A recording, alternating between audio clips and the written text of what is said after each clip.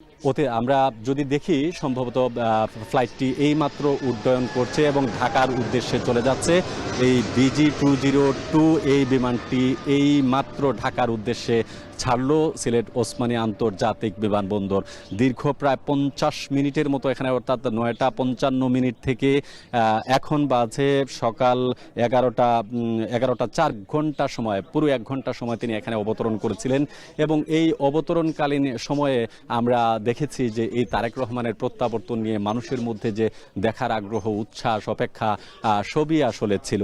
সুতরাং এটি শুধুমাত্র বিএনপি নয়, এবং তার যে আমরা যদি বলি তার এই প্রত্যাবর্তন জাতীয় রাজনীতিতে যেমন নতুন অধ্যায়ের একটি দরজা খুলবে, তেমনি তিনি শুধু নেতা হিসেবে এদেশে ফিরেননি, বরং বাংলাদেশের রাজনীতিতে সম্ভাব্য পরিবর্তন, পুনর্গঠন এবং নতুন সমীকরণের সূচনা হিসেবেই বিবেচনা করছেন এখানকার যারা রাজনীতি বিশ্লেষণ আছেন কিংবা রাজনীতি সচেতন মানুষ আছেন। তো এই তারেক রহমানের আগমন উপলক্ষে পুরো দেশেই যে ধরনের উচ্ছ্বাস, উন্মাদ বা অপেক্ষার প্রহরগুনা, সেটি আসলে শেষ হতে যাচ্ছে হয়তোবা কিছুক্ষণের মধ্যেই। তিনি যখন ঢাকায় পৌঁছাবেন, সেই ঢাকায় পৌঁছানোর সাথে সাথে নিশ্চয় ওখানকার যারা নেতাকর্মী আছেন বা তাকে বরণ করে নেওয়ার জন্য যে প্রস্তুতি রাখা হয়েছে, তারা দীর্ঘ অপেক্ষা আসলে শেষ হতে যাচ্ছে, অপেক্ষার অবসান হতে যাচ্ছে।